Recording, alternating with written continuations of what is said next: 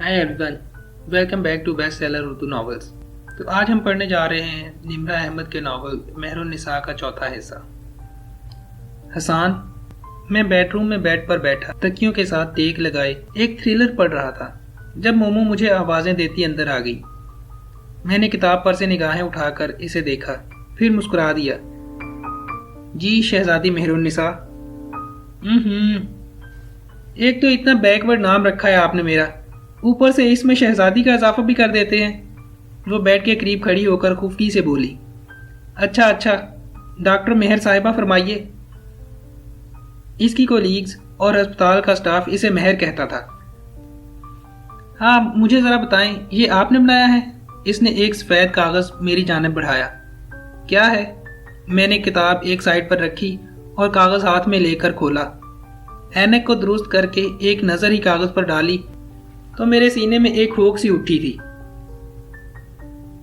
वो 12 साला मोमो का स्केच था जो 12 साला मारिया ने बनाया था। ये आपने कब बनाया हसान, और मुझे क्यों नहीं दिखाया? कितना प्यारा है ना, मगर आपने कलर्स क्यों नहीं किए इसमें? और ये सिर्फ होंठों पर रेड रंग क्यों किया है? वो अपनी धुन में मगन बोले जा रही थी। जो वो समझ रही थी, क्या मुझे बताने की ज़रूरत है? मैंने एक उदासी भरी सांस लेकर सर बेड के ग्राउंड से टिका दिया, फिर कागज़ को चेहरे के सामने करके दोबारा देखा। वैसे आपने कब बनाया ये? वो मेरे सामने बेड पर बैठ गई और दोनों हाथों से खुले बालों को समेटने लगी। ये मैंने नहीं बनाया। मैंने कागज़ साइड टेबल पर रख दिया। बाल समेटते इसके हाथ एक लम्हे को रुक गए, फिर कदरे उलझन से इसने मुझे देखा। ये मोमो ने बनाया था, मगर मैंने नहीं बनाया। गोद में रखे कैचर उठाकर बालों को इसमें जकड़ते हुए वो इत्मीनान से बोली। तुमने नहीं? मेरी एक और मोमो भी थी। मैंने बगौर मोमो के चेहरे के तासुरात का जायज़ा लिया। वो सवालिया मगर सादा निगाहों से मेरी जानब देख रही थी।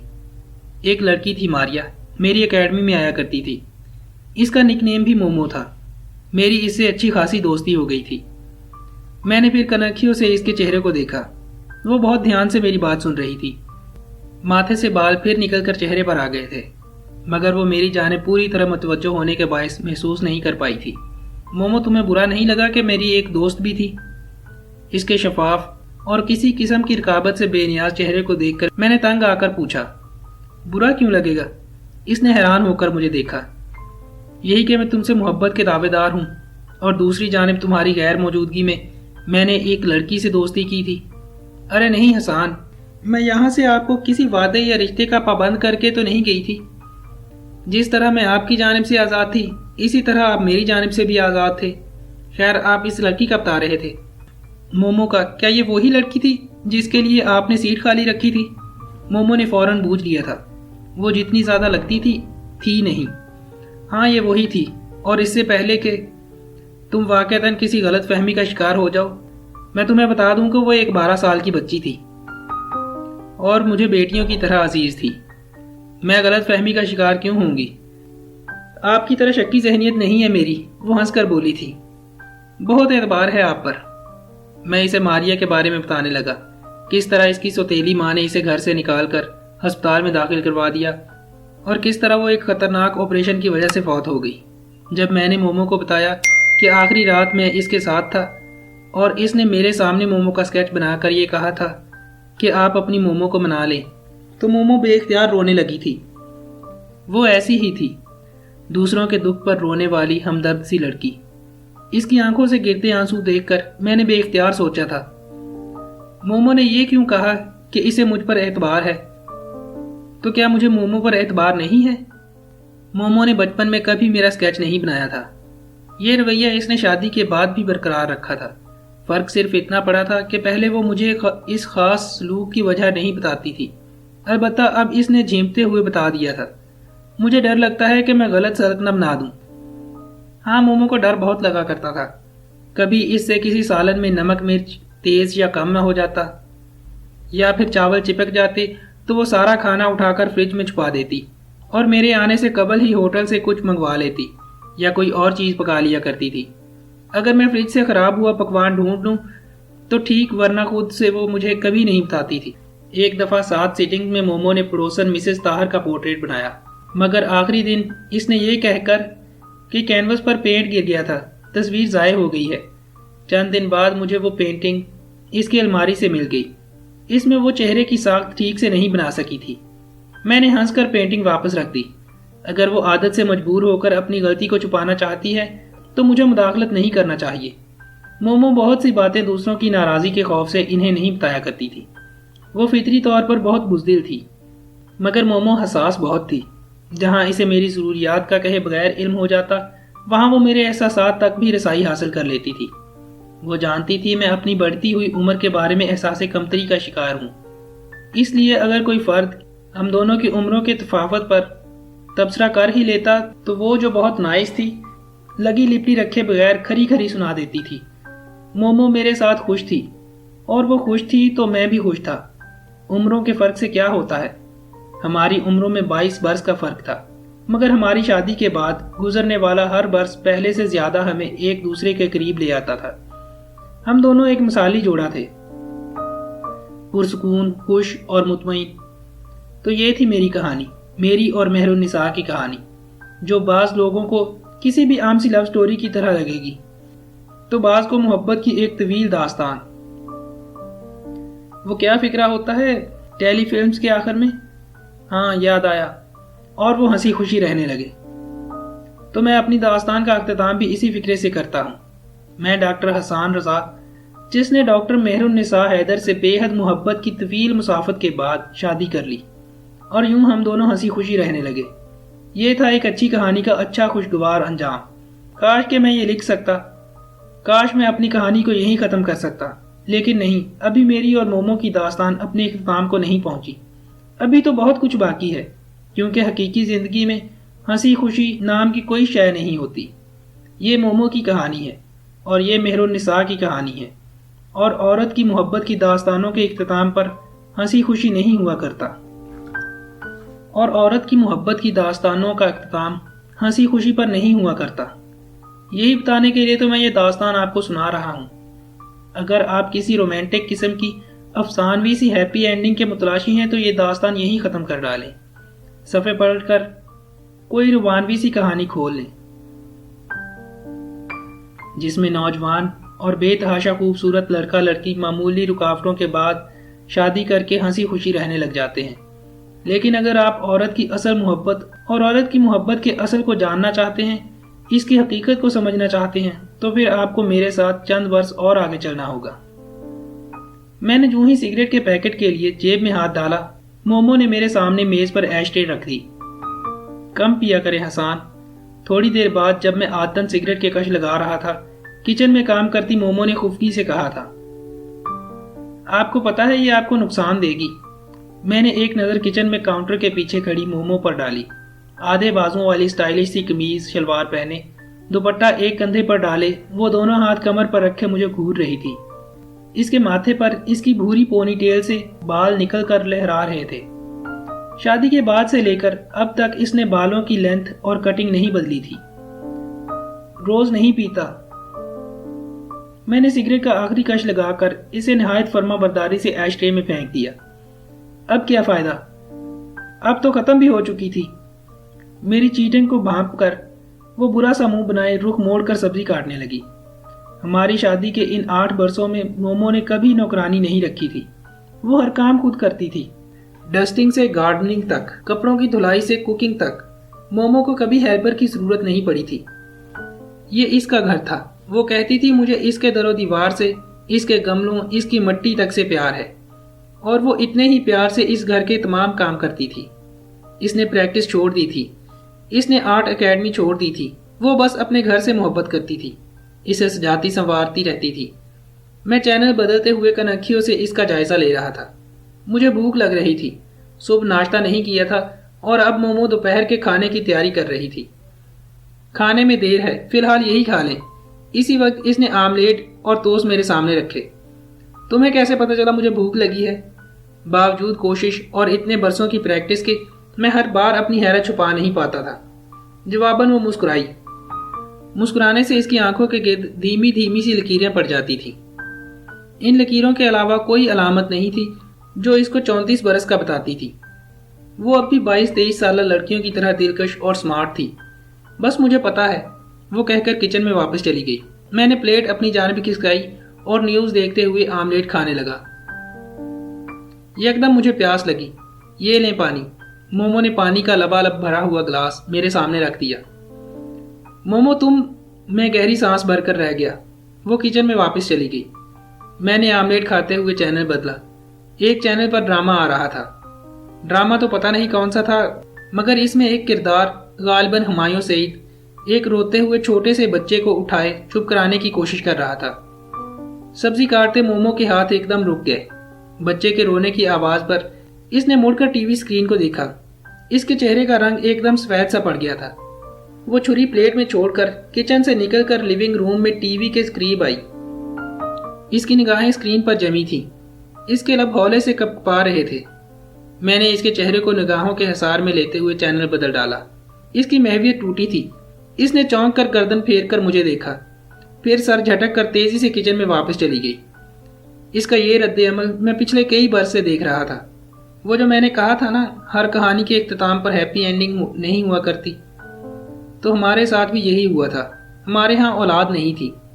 اس بات کا مجھ پر نہیں، مومو پر خاطر خواہ اثر ہوا تھا۔ شادی کے بعد اکثر وہ ڈپریسڈ ہو جایا کرتی تھی۔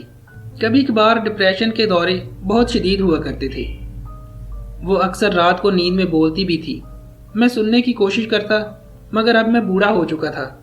میری حسیات کی کارکردگی 50% تک گھٹ چکی تھی۔ باوجود کوشش کے میں سمجھ نہیں پایا تھا کہ اس کے ساتھ مسئلہ کیا ہے۔ پھر ایک روز میں نے اس سے پوچھ ہی لیا، میں بانجھ ہوں حسان۔ وہ ایک دم رونے لگی تھی۔ میں کبھی ماں نہیں بن سکتی۔ میں آپ کو اولاد نہیں دے سکوں گی۔ مجھے نہیں چاہیے اولاد مومو، بس تم خوش رہا کرو۔ وہ آنسو پونچھ کر سر ہلا دیتی، مگر میں جانتا تھا یہ غم اس کو اندر ہی اندر کھا رہا تھا۔ یوں لگتا تھا جیسے اس کے وجود کا کوئی حصہ بیچ راہ میں گم ہو گیا تھا۔ خیالات کی رو میں بھٹکے میں نے ایک دم چونک کر مومو کو دیکھا۔ وہ خاموشی سے نچلا لب بے دردی سے کچلتی ہوئی سبزی کاٹ رہی تھی۔ اس کی آنکھیں بہہ نکلنے کو بے تاب تھیں۔ میں نے تعصب سے اسے دیکھ کر سر جھکا لیا۔ کب لائٹ آف کرو گی؟ ڈریسنگ ٹیبل کے سامنے اسٹول پر بیٹھی مومو کو نگاہوں کے حصار میں لیتے ہوئے میں نے مسکرا کر پوچھا۔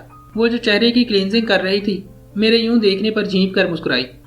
کر دیتی ہوں ڈاکٹر صاحب، ذرا کلینزنگ تو کر لوں۔ وہ نگاہوں کو نیچے جھکائے جھیمپے جھیمپے انداز میں بولی۔ میں نے مسکرا کر ساتھ رکھا فیشن میگزین اٹھا لیا اور یوں ہی صفحے پلٹ کر نہایت غیر دلچسپی سے دیکھنے لگا۔ مومو، یہ اس ایکٹریس کا کیا نام ہے؟ میں نے ایک اداکارہ کی تصویر دیکھتے ہوئے جیسے یاد کرتے ہوئے مومو سے پوچھا۔ ایکٹرز کے نام یاد رکھنے میں ہمیشہ سے کمزور رہا تھا۔ موئسچرائزر چہرے پر ملتے ہوئے وہ اٹھ کر میرے قریب آ گئی اور قدرے جھک کر صفحے پر دیکھا۔ ڈیمی مور ہے، نیچے لکھا تو ہوا ہے۔ وہ میرے ساتھ بیڈ پر بیٹھ کر اب ڈیمی مور صاحبہ پر لکھا گیا چٹپٹا کالم پڑھنے لگی تھی۔ اس کے ہاتھ ابھی تک چہرے پر موئسچرائزر مل رہے تھے۔ اچھا، میری اینک نہیں مل رہی تھی، اس لیے نہیں پڑھ سکا۔ اب لائٹ آف کر دو نا۔ وہ میری بات سنے بغیر میگزین پر جھکی قدرے حیرت سے کچھ پڑھ رہی تھی۔ حسان، یہ لڑکا کون ہے؟ اس کے چہرے پر متحرک ہاتھ اب رک چکے تھے۔ میں نے ڈیمی مور کے ساتھ تصویر میں کھڑے لڑکے پر بے توجہی سے نگاہ ڈالی۔ کوئی ایشین صاحب ہیں؟ اس نے میگزین میرے ہاتھ سے لے لیا۔ یہ تو بچہ ہے بالکل، تو کیا ہو گیا؟ میں نے جمائی وہ مشکل روکی۔ مجھے نیند آ رہی تھی اور وہ محترمہ لائٹ آف کرنے کا نام نہیں لے رہی تھی۔ کون ہے بھئی؟ ڈیمی مور کا بیٹا ہے کیا؟ ارے نہیں حسان، بیٹا کہاں، بوائے فرینڈ ہے اس کا، مگر یہ تو بالکل ٹین ایجر لگتا ہے۔ اف توبہ، یہ ڈیمی مور کو اس عمر میں کیا سوجی؟ اب وہ بڑے شوق سے آرٹیکل پڑھ رہی تھی۔ میں بور سا ہو گیا۔ اس عمر میں کیا مطلب؟ وہ تو اب بھی جوان لگتی ہے۔ جوان کہاں ہے، مجھ سے بھی بڑی ہوگی، اور یہ ایشین تو اس سے آدھی عمر کا ہے۔ لو کر لو گل۔ پہلے ڈیمی مور نے اتنے ایجڈ بروس ولس سے شادی کی، تب یہ جوان تھی اور بروس ولس بڑی عمر کا، پھر اس سے طلاق لے لی اور اب بیٹیاں جوان ہو رہی ہیں تو آدھی عمر کا بوائے فرینڈ، لا حول ولا قوت۔ بس ہوتی ہیں کچھ عورتیں۔ جسے الیکٹرا کمپلیکس کا شکار کہتے کہتے رک گیا۔ یکدم میں بالکل سن سا ہو گیا تھا۔ کئی سال پہلے میں نے مومو کو کہا تھا کہ وہ الیکٹرا کمپلیکس کا شکار ہے، مگر اب مجھے یقین سا ہو چکا تھا کہ وہ بالکل نارمل ہے اور اس نے مجھ سے شادی کسی نفسیاتی حس کی تسکین کے لیے نہیں کی بلکہ میری محبت میں کی ہے۔ لیکن اس رات اچانک مجھے وہ بات یاد آ گئی تھی۔ پتہ نہیں کیوں میں ایک دم بیزار سا ہو گیا تھا۔ لائٹ آف کر دو۔ میں بستر پر کروٹ دیوار کی طرف کر کے لیٹ گیا۔ سو گئے؟ میگزین سائڈ پر رکھ کر مومو نے مجھے پکارا تھا۔ میں نے جواب نہیں دیا۔ میری طبیعت عجیب سی ہو رہی تھی۔ دن میں کتنی بار میں اپنی شکل دیکھتا تھا۔ کیا میں اس قابل تھا کہ میں مومو جیسی خوبصورت، پڑھی لکھی اور خود انحصار لڑکی مجھ سے محبت کرتی؟ میں ایک عام سی شکل کا عام سا مرد تھا۔ میرے اندر ظاہری طور پر سوائے ایک گریسفل پرسنالٹی کے کوئی خوبی نہ تھی۔ میرا احساس کمتری نہیں بلکہ یہ کچھ اور تھا جو مجھے یہ سب کچھ سوچنے پر مجبور کر رہا تھا۔ ایک مبہم سا خیال جسے میں ان گزرے برسوں میں بھلا چکا تھا ایک دفعہ پھر میرے ذہن میں واپس آ چکا تھا۔ وہ خیال کیا تھا؟ کیا مجھے یہ بتانے کی ضرورت ہے؟ ڈاکٹر صاحب کل میرے ساتھ شاپنگ پر تو چلیں؟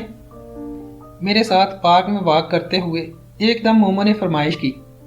جب اسے مجھ سے کوئی کام ہوتا وہ مجھے ڈاکٹر صاحب کہتی تھی۔ اچھا سوچیں گے، میں نے ٹال دیا۔ وہ قدرے مایوس سی ہو کر پتھریلی روش پر چلنے لگی۔ وہ آگے چل رہی تھی، میں پیچھے تھا۔ اطراف میں شام کے نیل گوں صاحب اپنے پر پھیلا رہے تھے۔ اسٹریٹ لیمپس جل اٹھے تھے۔ آفس سے گھر واپس آنے والوں کی گاڑیاں اور موٹر سائیکلوں کا شور پارک کے پرسکون ماحول میں خلل ڈال رہا تھا۔ میں اور مومو روز اس ٹائم گھنٹہ بھر واک کرتے تھے۔ یہ وہ گھنٹہ ہوتا تھا جب ہم دونوں بالکل خاموشی سے ساتھ ساتھ چلتے تھے، ایک دوسرے سے کوئی بات نہ کرتے، بس اپنی اپنی سوچوں کے بھنور میں پھنسے رہتے۔ کبھی میں آگے نکل جاتا تو کبھی مومو۔ وہ گھنٹہ بھر پرسکون ہوتا تھا۔ ہاں، اگر مومو کو کوئی فرمائش کرنا ہوتی تو وہ اسی گھنٹے میں کرتی تھی، جیسے اس روز اس نے کی تھی۔ میں اس سے 2 قدم پیچھے چلتے ہوئے اس کی پشت کو دیکھ رہا تھا۔ اس کے شولڈر کٹ بال ہمیشہ کی طرح کیچر میں ہاف بندھے تھے۔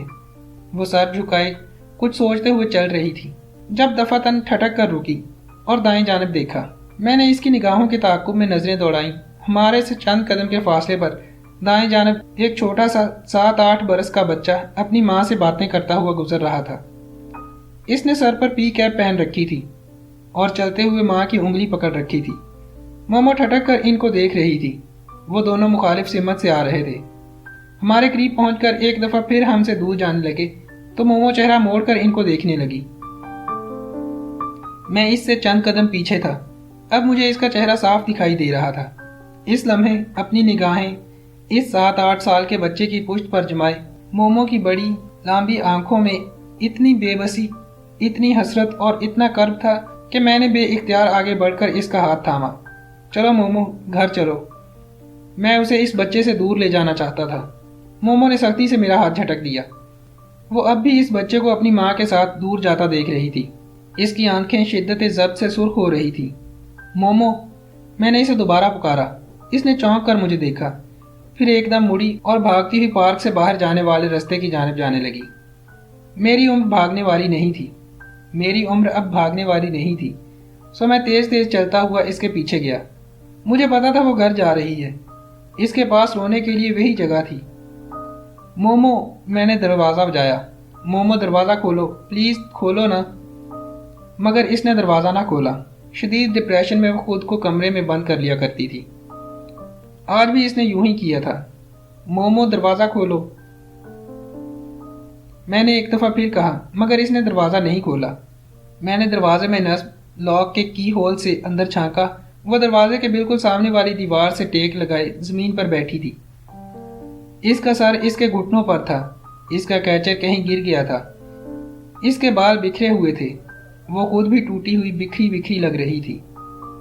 اس کی دبی دبی سسکیوں کی آواز اور ہولے ہولے لرزتا وجود بخوبی بتا رہا تھا کہ وہ رو رہی تھی۔ شادی کے بعد یہ پہلی دفعہ تھا جب وہ بے اولادی کے غم میں یوں پھوٹ پھوٹ کر روئی تھی۔ اس طرح ہچکیوں کے ساتھ تو وہ صرف ایک دفعہ اپنے گھر کے ڈرائنگ روم کے صوفے پر بیٹھ کر روئی تھی۔ کیا مجھے آپ کو یاد دلانے کی ضرورت ہے کہ وہ کب روئی تھی؟ مومو، میں نے پھر دروازہ کھٹکھٹایا، مگر مومو نے دروازہ نہیں کھولا۔ اس کے رونے میں شدت آ گئی تھی۔ اب مجھے سسکیوں کی بجائے اونچی آواز میں رونے کی آواز سنائی دے رہی تھی۔ وہ رو رہی تھی، میری مومو رو رہی تھی۔ وہ جسے میں نے صرف ایک دفعہ ایسے روتے دیکھا تھا، وہ آج دوسری دفعہ ویسے ہی رو رہی تھی۔ پہلی دفعہ جب وہ ایسے روئی تھی، اس کے باپ نے چپ چاپ اس کی بات مان لی تھی۔ وہ کہتا تھا عمروں کے بے تحاشا فرق والی شادیاں غیر فطری ہوتی ہیں، اور جو چیزیں غیر فطری ہوتی ہیں وہ ایک دن ناکام ہو کر اپنی جگہ واپس آ ہی جاتی ہیں۔ ایسی شادیوں سے صرف دل ٹوٹتے ہیں۔ وہی حیدر میرے لیے مومو کی بات مان گیا تھا۔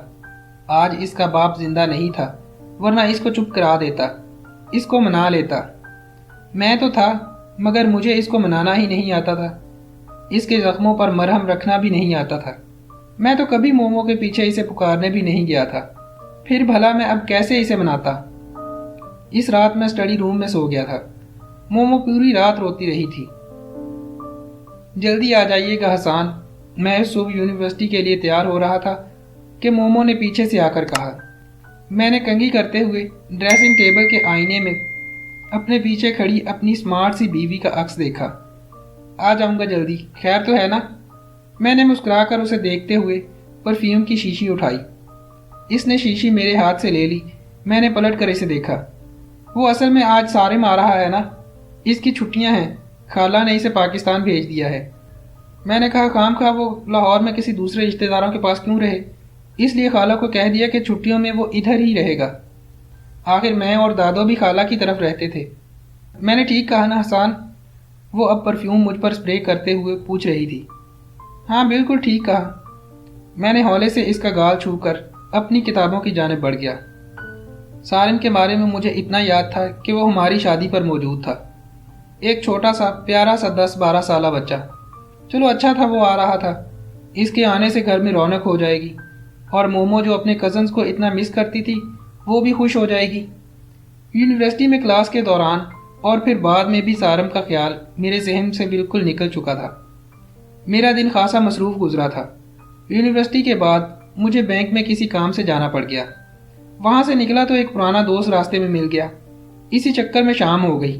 مومو کی تاکید میرے ذہن سے بالکل نکل چکی تھی، سو آرام سے 5 بجے کے قریب گھر پہنچا۔ لاؤنج میں داخل ہوتے ہی میں نے ٹائی کی ناٹ ڈھیلی کرتے ہوئے کوٹ اتار کر صوفے پر رکھا۔ اپنی کتابیں سینٹر ٹیبل پر رکھ کر میں اپنے کمرے کی جانب بڑھنے ہی لگا تھا کہ یکایک کچن کاؤنٹر کے ساتھ کھڑے اس اجنبی کو دیکھ کر چونک سا گیا۔ 6 فٹ سے نکلتا قد، چوڑے کندھے، ایتھلیٹک جسم، وہ جو بھی تھا اچھا خاصا باڈی بلڈر لگ رہا تھا۔ وہ میری جانب پشت کر کے کھڑا غالباً جوس پی رہا تھا۔ بلیک پینٹ پر سفید ٹی شرٹ میں ملبوس اجنبی نوجوان کو اپنے گھر میں دیکھ کر میں بری طرح ٹھٹکا تھا۔ ایکسکیوز می، میری آواز پر وہ جوس پیتے پیتے کسی خیال سے چونکا اور پلٹ کر مجھے دیکھا۔ اس نے شاید میرے آنے کی آہٹ نہیں سنی تھی۔ پشت سے دیکھنے پر وہ مجھے پورا مرد لگا تھا، مگر اس کی شکل پر ابھی لڑکپن تھا۔ لمبے قد، چوڑے کندھوں اور مسلز کی وجہ سے وہ اپنی عمر سے تھوڑا بڑا لگتا تھا۔ السلام علیکم سر، میں سارم ہوں۔ اس نے جوس کا گلاس کاؤنٹر پر رکھ کر قدرے لاپرواہ سے انداز میں تعارف کروایا۔ مجھے تو گویا جھٹکا لگا تھا۔ سارم تو میرے ذہن میں صرف 10-11 سال کا بچہ تھا، مگر یہ تو بھرپور مرد لگتا تھا۔ ہماری شادی کے وقت وہ 9 یا 10 سال کا تھا، تو اب 17-18 برس کا ہوگا۔ وقت کتنی جلدی گزر جاتا ہے، پتہ ہی نہیں چلتا۔ اوہ سارم، سوری میں پہچانا نہیں۔ مومو کے کزن ہو تم، رائٹ؟ میں نے مسافہ کے لیے ہاتھ بڑھایا، مگر میرے انداز میں گرم جوشی مفقود تھی۔ سارم نے بھی قدرے سرد انداز میں سلام کا جواب دیا۔ ارے حسان، آپ آ گئے؟ اسی لمحے مومو بیڈ روم کا دروازہ کھول کر باہر آئی۔ اسی لمحے مجھے یاد آیا اس نے مجھے جلدی آنے کو کہا تھا۔ حسان، یہ سارم ہے، بڑا ہو گیا ہے نا؟ وہ خوشی خوشی تعارف کروا رہی تھی۔ اور سارم، یہ میرے ہسبینڈ حسان ہیں۔ اس نے ایک دفعہ بھی میرے دیر سے آنے پر شکوہ نہ کیا۔ مل چکا ہوں۔ میں نے آواز میں گرم جوشی پیدا کرنے کی کوشش کی، مگر مجھے وہ لا تعلق نظر آنے والا مغرور سا لڑکا پتہ نہیں کیوں پسند نہیں آیا تھا۔ مومو، میں اندر کمرے میں ہوں، کھانا لگے تو بلا لینا۔ میں کوٹ اتار کر اندر چلا گیا۔ نہا کر میرا خیال تھا کہ میں فریش ہو جاؤں گا، مگر پتہ نہیں کیوں عجیب سی بیزاری میرے وجود پر چھائی ہوئی تھی۔ میں یوں ہی بستر پر لیٹ گیا اور چھت کو گھورنے لگا۔ جب میں ٹینشن میں ہوں یا پریشان ہوں تو یوں ہی لیٹ جاتا تھا۔ مومو فوراً میرے پاس آ کر فکر مندی سے وجہ پوچھتی تھی، اور میں اسے بتا کر دل کا بوجھ ہلکا کر لیتا تھا۔ مگر اس شام مومو پوچھنے نہیں آئی۔ وہ اپنے کزن کی خاطر مدارت میں مصروف تھی۔ اگر وہ پوچھتی بھی تو میں کیا بتاتا؟ مجھے تو خود نہیں پتا تھا کہ مجھے پریشانی کس بات کی ہے۔ رات کھانے پر وہ مجھے بلانے آئی تو میں خاموشی سے اٹھ کر باہر آ گیا۔ کچن میں رکھی ٹیبل کے گرد رکھی 4 کرسیوں میں سے میری مخصوص سیٹ پر سارم بیٹھا تھا۔ مجھے کچھ کوفت سی ہوئی۔ میں ایک دوسری کرسی کھینچ کر بیٹھ گیا۔ مومو کھانا لگانے میں اتنی مگن تھی کہ اسے احساس بھی نہ ہوا کہ سارم میری کرسی پر بیٹھا ہے، یا شاید مومو میری جگہ کسی اور کو دینے پر رضامند ہو گئی تھی۔ میں نے ذہن میں آئے وسوسوں کو جھٹک کر اپنی توجہ میز پر رکھی ڈشز پر مرکوز کرنے کی کوشش کی۔ میکرونیز، رشین سیلڈ، فرائیڈ فش اور چکن ود پائن ایپل اس نے غالباً سارم کے لیے بنائے تھے۔ میرے لیے اس نے الگ سے اچار گوشت بنایا تھا۔ مجھے تو خوش ہونا چاہیے تھا کہ میری بیوی کو گھر آئے مہمان کا کتنا خیال تھا، مگر پتہ نہیں کیوں مجھے خوشی نہیں ہوئی تھی۔ یہ لو نا سارم، اس نے میکرونیز کی ڈش سارم کی جانب بڑھاتے ہوئے کہا تھا، اور ذرا فرائیڈ فش ٹیسٹ کرو، تم فش شوق سے کھاتے ہو نا۔ اس کو سارم کی پسند ناپسند کا بخوبی علم تھا۔ وہ میرا بہت خیال رکھتی تھی، مجھے اچھا لگتا تھا۔ وہ سارم کا بہت خیال رکھ رہی تھی، مجھے اچھا نہیں لگ رہا تھا۔ حسان یہ لے نا۔ اس نے مجھے صرف ایک دفعہ فش کھانے کی آفر کی، مگر میں نفی میں سر ہلا کر اپنی پلیٹ پر جھک گیا۔ میں مچھلی نہیں کھاتا تھا، اس لیے اس نے دوبارہ نہیں کہا۔ چند لقمے کھا کر ہی میں اٹھ گیا۔ کیا ہوا، اچھا نہیں لگا کیا؟ مجھے اٹھتا دیکھ کر مومو نے حیرت اور فکر مندی سے مجھے دیکھا تھا۔ سارم اسی طرح لا تعلقی سے کھانا کھاتا رہا۔ نہیں، اچھا ہے، بس میرا پیٹ بھر گیا ہے۔ اچھا، میں سونے جا رہا ہوں۔ میں اپنے کمرے کی جانب بڑھ گیا۔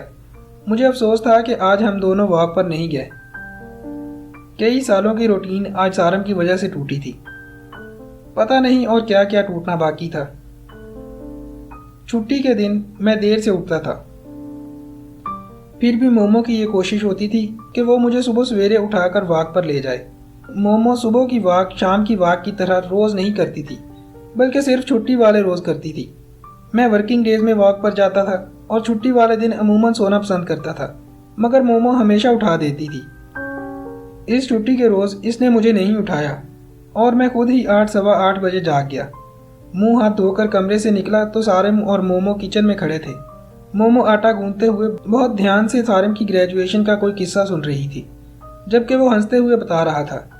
اس کے ہاتھ میں چھری تھی جس سے وہ آملیٹ کے لیے پیاز کاٹ رہا تھا۔ میں خاموشی سے آ کر لیونگ روم کے وسط میں کھڑا ہو گیا۔ ان دونوں کی میری جانب پشت تھی۔ اب آگے کیا کرو گے؟ لا مومو اسے مخاطب کر کے پوچھتی ہوئی بقیہ آٹا فریج میں واپس رکھنے کے لیے پلٹی ہی تھی کہ دفعتاً اس کی نگاہ مجھ پر پڑی۔ اس کی بوری آنکھوں میں حیرت در آئی۔ اتنی جلدی اٹھ گئے آپ؟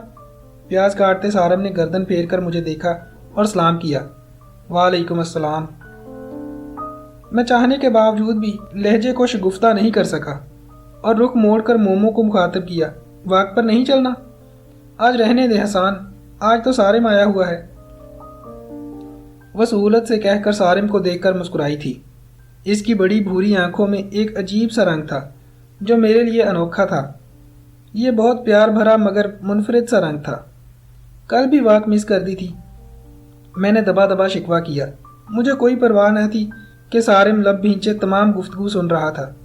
اٹس اوکے حسان، واک تو ہوتی رہے گی، مگر سارم تو صرف چند دنوں کے لیے آیا ہے۔ اس کے انداز میں اطمینان تھا۔ میں اندر ہی اندر ایک عجیب سی کیفیت کا شکار ہو چکا تھا۔ میں لیونگ روم میں صوفے پر بیٹھ کر اخبار دیکھنے لگا۔ کوئی نئی خبر نہ تھی۔ LFO صدارتی انتخاب، صدر کے وردی اتارے کا دباؤ، عراق جنگ۔ کچن سے مومو اور سارم کی باتوں کی آوازیں آ رہی تھی۔ میں نے اخبار قدرے بیزاری سے میز پر پھینک دیا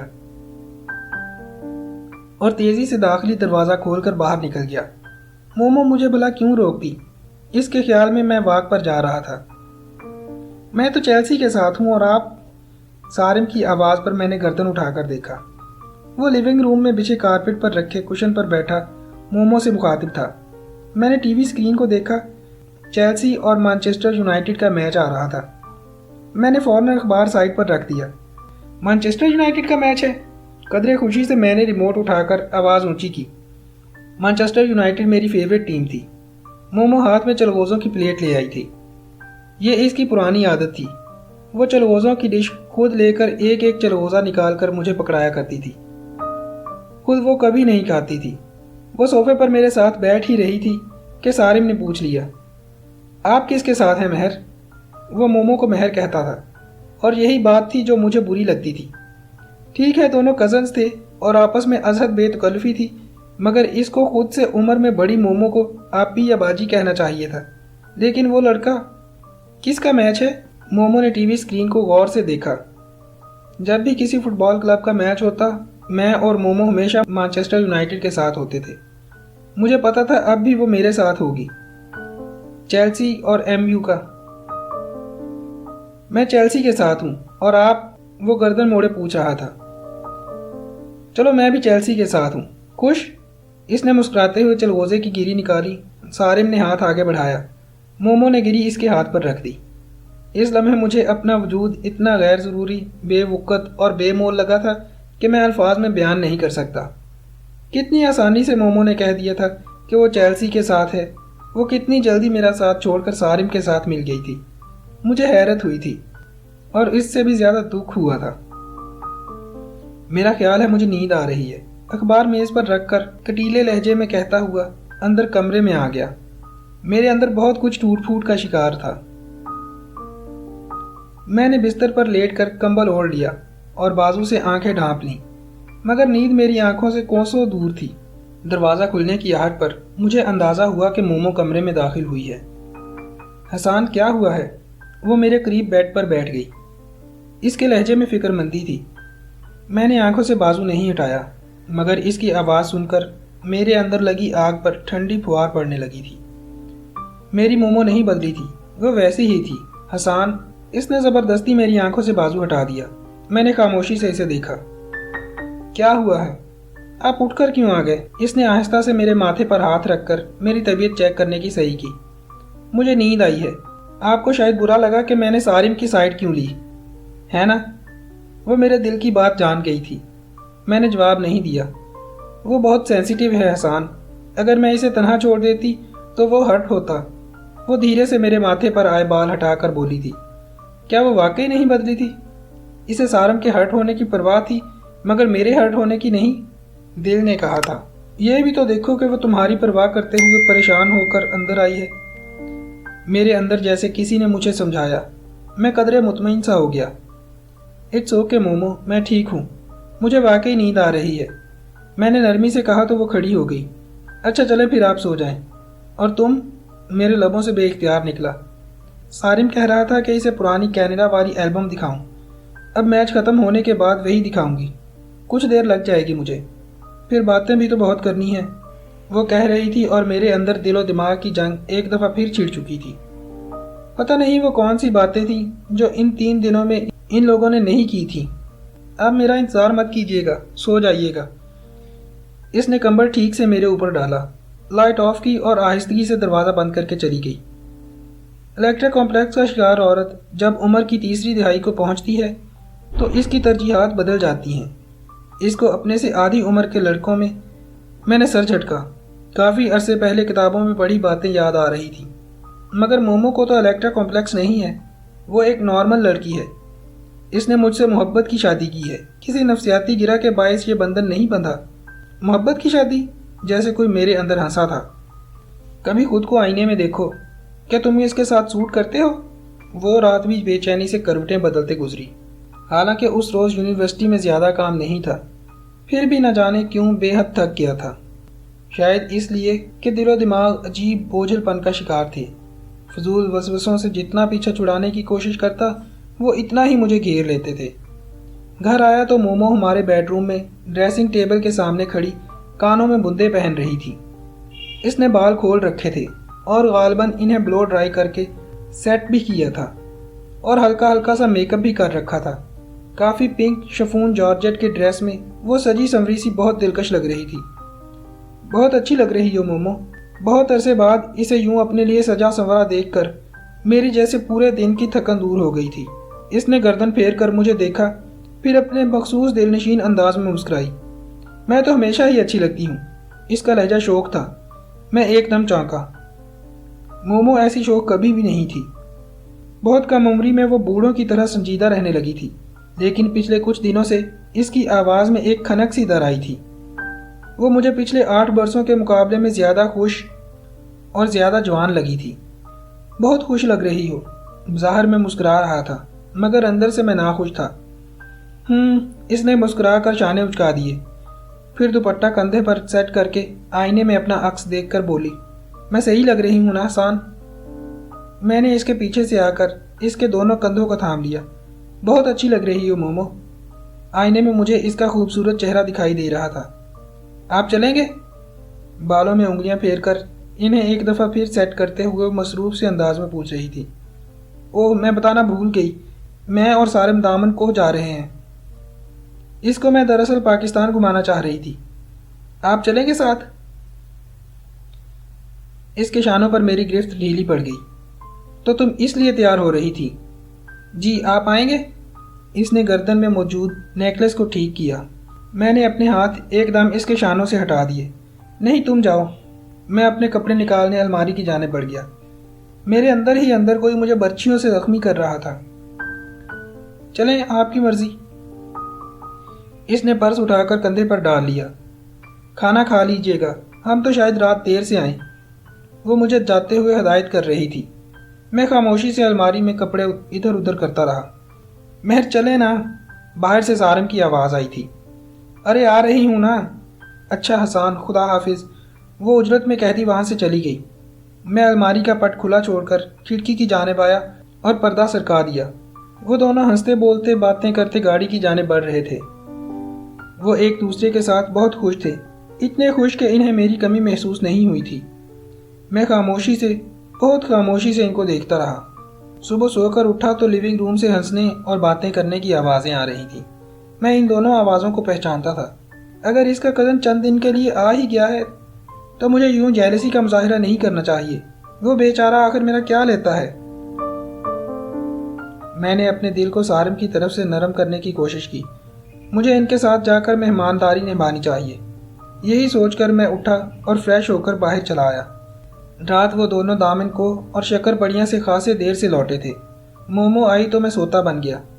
اس نے بھی مجھے نہیں جگایا، حالانکہ اسے علم ہونا چاہیے تھا کہ میں رات 2-3 بجے سے قبل نہیں سوتا تھا۔ سب سے پہلے بڑھاپا نیند ہی تو چراتا ہے۔ میں فضول خیالات کو ذہن سے جھٹک کر لیونگ روم میں آیا تو مومو اپنا کینوس اور ایزل سیٹ کر کے کھڑی تھی۔ اس کے ایک ہاتھ میں برش تھا جبکہ دوسرے میں پینٹ کی پلیٹ۔ سارم اس کے سامنے صوفے پر بیٹھا تھا۔ کیا ہو رہا ہے؟ میں نے لہجے کو خوشگوار بناتے ہوئے پوچھا۔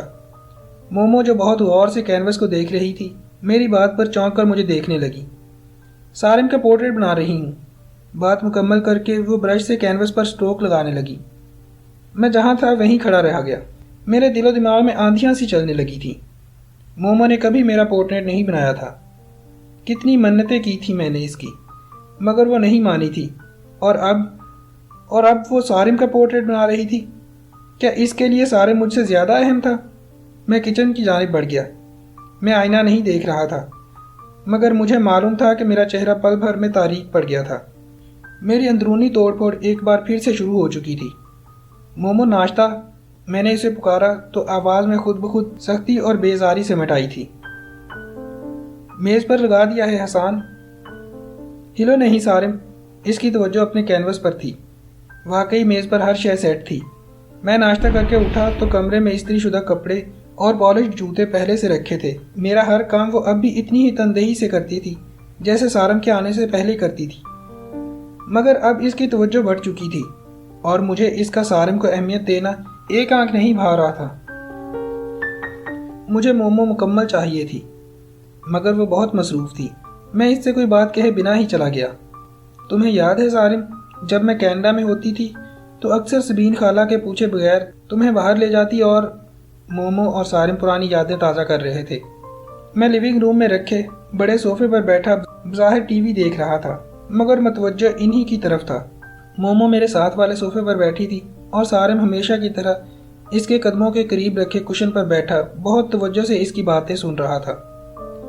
اس کی نظریں مومو کے چہرے پر تھیں اور مسلسل مسکرائے جا رہا تھا۔ اس کی نگاہوں سے مجھے الجھن ہو رہی تھی۔ میں بہت چھوٹا تھا اس وقت، اس لیے یاد نہیں، مگر مجھے وہ بسکٹ پھر بھی یاد ہیں جو آپ نے بنائے تھے، مومو نے بے اختیار کہا لگایا تھا۔ ممی اکثر ان بسکٹوں کا قصہ سناتی رہتی ہیں، سارم مسکراتے ہوئے کہہ رہا تھا، اور میں اندر ہی اندر سلگ رہا تھا۔ مہر، آج پھر وہی بسکٹ بنائے نا؟ اسی دم سارم نے بچوں کی طرح کہا۔ مومو نے مسکرا کر اسے دیکھا۔ چلو بنا لیتے ہیں، ویسے میں نے بڑا عرصہ ہوا بسکٹ نہیں بنائے، لیکن چلو اب تمہارے لیے بنا لیتے ہیں۔ وہ کچن میں جانے کے لیے اٹھ کھڑی ہوئی، سارم بھی اس کے پیچھے کھڑا ہو گیا۔ مگر آدھا کام تم کرو گے، سمجھے؟ وہ مختلف اشیاء نکال کر کاؤنٹر پر رکھتے ہوئے کہہ رہی تھی۔ ہاں جی، میں آپ کا خادم جو ٹھہرا، مفت کا خادم، وہ کچھ جل کر بولا۔ مومو بے اختیار ہنس دی۔ کچن میں کچھ پکاتے وقت مومو اکثر دوپٹہ اتار دیتی تھی، جیسے دوسری خواتین کرتی ہیں۔ ویسے بھی گھر میں صرف ہم دو ہی ہوتے تھے، کوئی مرد ملازم تو تھا نہیں۔ لیکن اس وقت مجھے کرنٹ لگا جب سارم کے ساتھ بسکٹ بناتے ہوئے مومو نے لاپرواہی سے کندھے پر لہراتا دوپٹہ اتار کر سائڈ پر رکھ دیا اور دونوں آستینے کوہنیوں تک فولڈ کر لیے۔ آپ اس عمر میں بھی کتنی سمارٹ ہیں مہر، سارم بے اختیار کہہ رہا تھا، اور میں بے یقینی سے اپنی حیادار بیوی کو دیکھ رہا تھا جو مسکراتے ہوئے تعریف وصول کر رہی تھی۔ جس مومو کو میں جانتا تھا وہ باہر سر پر دوپٹہ تو نہیں دیتی تھی، مگر جسم کو اچھی طرح ڈھانپ لیتی تھی۔ کسی دوسرے مرد سے بات کرتے ہوئے اس کے لہجے میں سختی در آتی تھی۔ وہی مومو سارم کے ساتھ ایسے کھڑی تھی۔ ٹھیک ہے کہ وہ اس کا کزن تھا اور چھوٹا تھا، مگر اس کو آپی یا باجی نہیں کہتا تھا۔ وہ نامحرم اور جوان تھا، کوئی بچہ نہیں تھا۔ میں مومو کو کچھ نہیں کہہ سکتا تھا۔ میں اس سے کیا کہتا؟ میری کچھ سمجھ نہیں آ رہا تھا۔ بالآخر میں ریموٹ صوفے پر پھینک کر تیزی سے اپنے کمرے میں چلا آیا۔ مومو اتنی مصروف تھی کہ اسے میرے پیچھے آنے کا خیال ہی نہیں آیا۔ ان دنوں میں بہت چڑچڑا اور بیزار رہنے لگا تھا۔ ہر وقت میرا دماغ فضول وسوسے بنتا رہتا کہ ان سے پیچھا چھڑا لوں، وہ اتنے ہی میرے دماغ کو جکڑ لیتے، اور کبھی کبھی مجھے وہ فضول نہیں درست لگتے تھے۔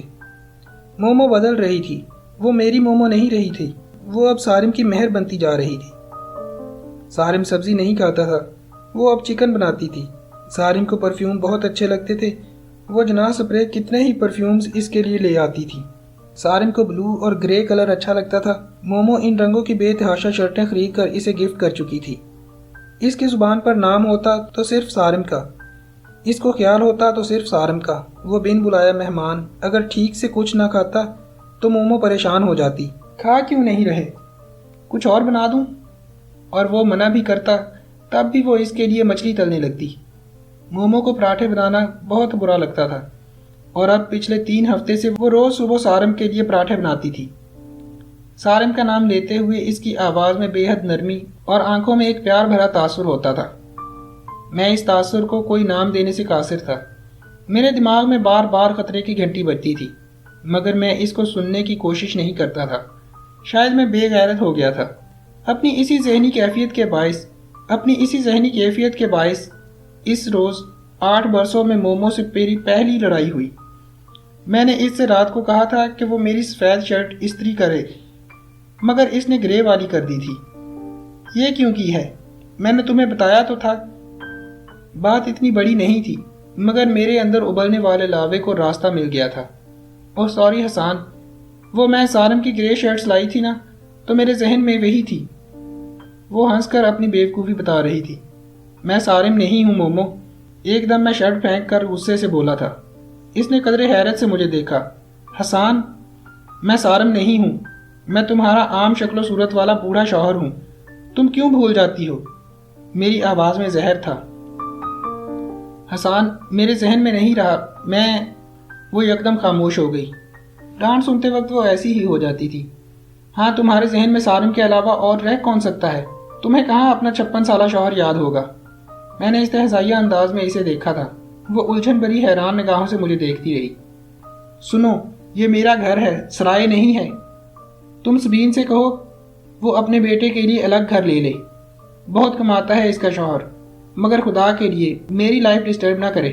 حسان، وہ شاپ تھی۔ آپ کیا کہہ رہے ہیں؟ وہ بیچارہ 4 دن بعد چلا ہی جائے گا۔ میں خالہ کو کیسے کہہ سکتی ہوں؟ میں امید رکھوں گا کہ 4 سے 5 دن نہ ہوں، ورنہ سبین سے خود ہی کہہ دوں گا۔ اپنی سفید شرٹ اٹھا کر میں واش روم میں گھس گیا۔ یہ امر ہی میرا غصہ ٹھنڈا کرنے کے لیے کافی تھا کہ سارم 4 دن بعد میرے گھر سے دفع ہو جائے گا۔ مجھے ایک کمینی سی خوشی ہوئی تھی۔ وہ صبح بہت عجیب تھی۔ میں ایک اچھی نیند لے کر اٹھا تو پتہ نہیں کیوں مجھے فضا میں کسی انہونی کی بو آئی۔ یوں لگتا تھا جیسے ہوا مجھے کوئی پیغام دے رہی ہو۔ دل بھی عجیب سا ہو رہا تھا، طبیعت اور بھی بیزار تھی۔ میں نے ڈریسنگ روم سے اپنے کپڑے اٹھائے اور نہانے چلا گیا۔ یونیورسٹی کے لیے تیار ہو کر نکلا تو یوں ہی آئینے میں ایک نگاہ خود پر ڈالی۔ گندمی رنگت، عام نقوش، کن پٹیوں کے سفید بال، آنکھوں کے گرد بے تحاشا جھریاں۔ میں مومو کے ساتھ سوٹ نہیں کرتا تھا۔ سر جھٹک کر میں اپنی کتابوں کی جانب بڑھ گیا۔ تب مجھے یاد آیا کہ رات میرے پین کی نب ٹوٹ گئی تھی۔ ہو سکتا ہے مومو کے پاس کوئی پین پڑا ہو جس سے میں آج کے دن کا کام چلا لوں، مگر مومو سارم کے لیے پراٹھے بنا رہی تھی۔ میں اس سے کچھ کہنے کا ارادہ ترک کر کے اس کی الماری کی جانب بڑھ گیا۔ اس کی الماری میں 4 خانے کپڑوں کے تھے۔ ان میں ایک دراز تھی اور سب سے نچلا خانہ جوتوں کا تھا۔ مجھے نہیں علم تھا کہ وہ اپنی چیزیں کدھر رکھتی تھی۔ میں نے اس کی دراز کھول لی۔ وہاں بے تحاشا برش، پینٹس کے ڈبے، آئل پینٹس کی شیشیاں، رولز وغیرہ رکھے تھے۔ میں الٹ پلٹ کر کوئی قلم تلاش کرنے لگا۔ یکدم میرے ہاتھ کسی شیشی سے ٹکرائے۔ میں نے اسے آئل پینٹ کی شیشی سمجھ کر نظر انداز کرنا چاہا، مگر دفعتاً میری نگاہ اس شیشی پر لگے لیبل پر پڑی۔ وہ آئل پینٹ کی شیشی نہیں تھی۔ میں نے اسے اٹھا کر اس کا نام پڑھا اور اس لمحے، ہاں یہ وہی لمحہ تھا جب میری بہت خوشگوار زندگی برباد ہو گئی تھی۔ میں نے اس کا نام پڑھا، زمین اور آسمان میری نگاہوں کے سامنے گھومنے لگے تھے۔ مجھے چکر سا آیا۔ میں نے دیوار کو تھام لیا۔ اگر نہ تھامتا تو گر جاتا، مگر گر تو میں گیا تھا۔ میں آسمان سے زمین پر پٹکا گیا تھا۔ وہ شیشی جو میرے ہاتھ میں تھی، جو مجھے اپنی حیادار وفاشیار بیوی کی الماری سے ملی تھی، وہ برتھ کنٹرول ٹیبلٹس کی تھی۔ بہت سے مناظر، بہت سی باتیں اور بہت سی سسکیاں مجھے یاد آئی تھی۔ میں بانجھ ہوں حسان، میں آپ کو اولاد نہیں دے سکتی، وہ روتے ہوئے کہتی تھی۔ میں ماں نہیں بن سکتی۔ وہ سسکتی تھی، کسی دوسرے کے بچے کو دیکھ کر روتی تھی، کمرہ بند کر کے پھوٹ پھوٹ کر روتی تھی۔ میں نے آپ کو بتایا تھا نا میری بیوی بہت اچھی اداکارہ تھی۔ وہ مجھے پچھلے 8 برسوں سے مسلسل بیوقوف بناتی آ رہی تھی۔ وہ مجھ سے کہتی تھی میں بانجھ ہوں، اور میں آنکھیں بند کر کے یقین کر لیتا تھا۔ اس نے مجھے کبھی اپنی رپورٹس نہیں دکھائی تھی۔ اس نے کبھی کسی قسم کے علاج کی بات نہیں کی تھی۔ اگر آپ کو میری بات پر کوئی جھٹکا لگا ہے تو میں اصل بات آپ کو بتاتا ہوں۔ مومو دراصل کبھی میرے ساتھ رہنا ہی نہیں چاہتی تھی۔ میں نے آپ کو بتایا تھا نا کہ وہ نفسیاتی مریض تھی۔ ہو سکتا ہے اس کی ہمدردی اور محبت میں آپ اس بات کو بھلا چکے ہوں، مگر میں نہیں بھولا تھا۔ مجھے یاد تھا، مجھے اچھی طرح یاد تھا۔ وہ الٹرا کمپلیکس کا شکار تھی اور وہ خود بھی یہ بات جانتی تھی۔ اسے پتا تھا وہ ساری عمر میرے ساتھ نہیں رہ پائے گی۔ بڑھتی عمر اس کے احساسات کو الٹا دے گی۔ میں نے آپ کو بتایا تھا نا، مومو ایک بہت سمجھدار لڑکی تھی۔ اسے علم تھا کہ 30-40 برس کی عمر میں کوئی نوجوان ایسا ہوگا جس کے آگے وہ ہار جائے گی۔ اس سمجھدار لڑکی نے بہت سمجھداری سے ساری پلاننگ کی تھی۔ وہ ماں بن سکتی تھی، مگر وہ ماں بننا نہیں چاہتی تھی۔ وہ اولاد کی زنجیر کو پاؤں میں نہیں ڈالنا چاہتی تھی۔ اس کو معلوم تھا ایک نہ ایک دن وہ مجھے چھوڑنے پر مجبور ہو جائے گی۔ اپنی نفسیاتی حیث کی تسکین کے لیے اس نے اپنی ممتا قربان کر ڈالی تھی۔ یہی وہ احساس جرم تھا جو اسے سکون سے سونے نہیں دیتا تھا۔ بانجھ عورتیں کمرہ بند کر کے چیخ چیخ کر رویا نہیں کرتی۔ وہ اکثر نیند میں بھربھراتی نہیں۔ I don't wanna do this۔ اس کا احساس جرم اسے چوکے لگاتا رہتا تھا، کیونکہ بنیادی طور پر وہ ایک مخلص لڑکی تھی، مگر اپنی نفسیاتی خواہشات کی تکمیل کے لیے وہ بہت آگے نکل چکی تھی۔ کتنی ہی دیر شیشی ہاتھ میں تھامے میں اسے دیکھتا رہا۔ میرے دماغ میں آندھیاں چل رہی تھی۔ 34 برس میں نے اس عورت سے محبت کی۔ 34 برس میں سمجھتا رہا کہ میری ماں مجھے چھوڑ سکتی ہے، منگیتر نائمہ بے وفائی کر سکتی ہے، مگر مومو کبھی ایسا نہیں کرے گی۔ اگر مجھ میں غیرت اور عقل ہوتی تو پچھلے 3-4 ہفتوں سے جو میرے گھر میں ہو رہا تھا وہ مجھے جھنجھوڑنے کے لیے کافی تھا۔ مومو کا سارم کے لیے التفات میری نگاہوں سے چھپا نہ تھا، مگر پھر بھی میں خود کو کوس کر اپنی شکی طبیعت کو مورد الزام ٹھہرا کر خاموش ہو جاتا تھا۔ مگر وہ شیشی، اس نے مجھ سے میرا سب کچھ چھین لیا تھا۔